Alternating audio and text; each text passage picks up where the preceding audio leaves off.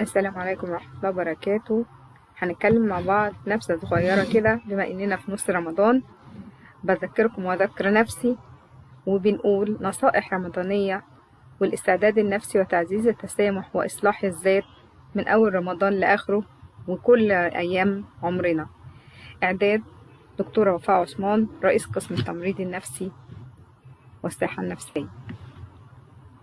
أول حاجة هنتكلم عليها زي ما كلنا عارفين أن يعتبر الصيام من أركان الإسلام الخمس، ويعني الصوم الإمساك عن المفطرات من الطعام والشراب وغيرها من طلوع الفجر إلى حتى غياب الشمس.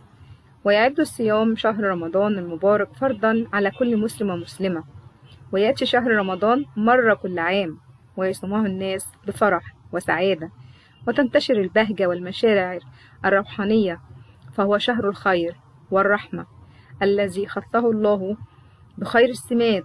وكما أشارت الدراسات والأبحاث المختلفة أن هناك علاقة وثيقة بين التسامح والعفو من جهة، وبين السعادة والشعور بالرضا من جهة أخرى، كما أن من يتعود على التسامح يكتسب مناعة مع مرور الزمن، فلا يحدث له أي توتر نفسي أو ارتفاع في السكر أو ضغط الدم. واتضح من خلال الدراسات والأبحاث العديدة أن كذلك ما يفعله العفو والتسامح يجنب صاحبهما الكثير من الأحلام المزعجة والقلق والتوتر الذي يسببه التفكير المستمر في الرد على إساءة من أساء إليه والانتقام منه. وكمان بنقول ومن هنا نقول التسامح هو رسالة إيجابية، ورمضان يعد أفضل الشهور، ففي الصيام امتناع عن إشباع بعد رغبات النفس، ولذلك كان من المهم أن نقف هنا لنفكر كثيرا ونعيد حساباتنا حول أشياء كثيرة. تعالوا مع بعض نعرف زي إيه وناخد بالنا ونلمسها. تعاقد الشخص مع نفسه من جديد، نبدأ ونفتح الكراسة وصفحة بيضة جديدة، والاهتداء لتقوى القلوب، وهي غاية الصوم في شهر رمضان للتصالح مع النفس والغير. وأيضا إدارة الذات، فإدارة الذات هي المفتاح، وأعني بإدارة الذات الاستفادة القصوى من مواهبنا عن طريق وضع أهدافنا على النوعين، أهداف طويلة المدى وقصيرة المدى، والعمل على تحقيقها. ولن نستطيع إدارة غيرنا ما لم نستطيع أن ندرك ذاتنا، ولابد أن نقيم مميزاتنا ونقاط القوة فينا والنقاط التي تحتاج إلى تقوية، فبهذه الطريقة تكون إيجابي، لأن التسامح والعفو خلق إسلامي وإنساني يبني الإنسان للإيجابية ويجعله قوي دائما. وفي رمضان أيضا نستطيع إنماء الشخصية وتحمل المسؤولية، كما أيضا نجد شهر رمضان ينمي القدرة على التحكم في الذات، وتصبح الغرائز تحت سيطرة الإرادة وقوة الإيمان، فيشعر الصائم بالطمأنينة والراحة النفسية، وترتفع نسب النقلات العصبية مثل السيروتونين والدوبامين التي تفرز هرمون السعادة، مما يجعل الإنسان يشعر بسعادة ونشوة لا يشعرها من قبل. وأيضا نقول رمضان يخلص النفس البشرية من الكثير من المشاعر السلبية التي تملأه، مثل الطمع والحرص والحقد والتكبر والعدائية والأنانية واللامبالاة بالآخرين والكراهية.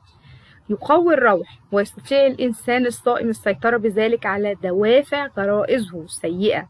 والصيام مدخل إلى التقوى وحسن الخلق والصبر على الناس، كما أن الشعور بالانتماء يزداد من صلة الأرحام، سواء كان ذلك بتناول الوجبات مع الأسرة أو بالتظاهر مع الأهل أو صلاة الفرائض والتراويح في جماعة في المسجد. وهذا يؤدي إلى الاتصال الفعال والتواصل بيكون فن يتمتع به الإنسان ذو المهارة، يجعلك تتواصل وتصل إلى كل ما تريد وكما تريد. وكلما كان الاتصال قويا أثر ذلك على وصول المعلومة التي تريد إيصالها بشكل فعال للآخرين. تعالوا مع بعض أشوف كده معاكم إيه هي طرق التواصل الفعالة. هناخد نبذة بسيطة كده، هنلمس بعض النقاط اللي بيها نخلي التواصل مع الآخرين فعلا ليه تأثير إيجابي. أول حاجة، استخدام تعابير الوجه وإيماءات الجسم وحركات اليد، ودي طبعا زي ما احنا عارفين دي من التواصل الغير مباشر. كمان أشعر من أمامك بالارتياح بنظرة العين وبملامح الوجه وبالابتسامة. زد من تركيزك أثناء الاستماع حتى يشعر من أمامك أنك تنصت إليه ولست مستمع فقط. تجنب الاستعجال أو المقاطعة لحديث المتكلم ولو كان حديثه يخالف الصواب، لأن اختلاف الرأي لا يفسد للود قضية. اجعل نفسك مع المتحدث وليس ضده، لأننا جميعا يد واحدة. كن هادئا واخفض صوتك وكن لين الجانب. تهيئة البيئة المناسبة مع الزملاء في العمل من الأشياء المهمة جدا اللي بنلاقيها تعزز في رمضان، وصلة الأرحام والوالدين وترك النزاعات وإقامة صلح مع النفس بالتخلي عن الكلام والطعام والنوم الزائد واجتناب السيئات.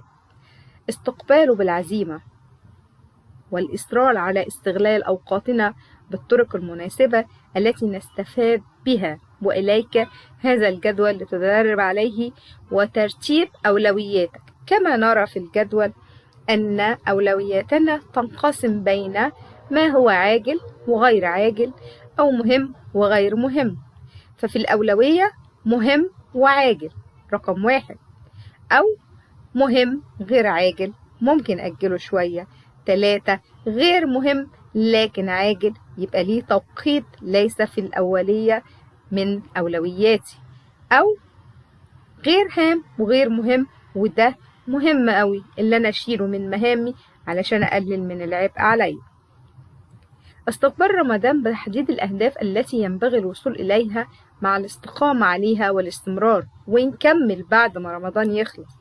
وأخيرا، فإن مستوى صحة الإنسان النفسية وسعادته وتوافقه مع نفسه ومع المجتمع يتوقف على طبيعة ما يحمله من أفكار وما يتبناه من قناعات.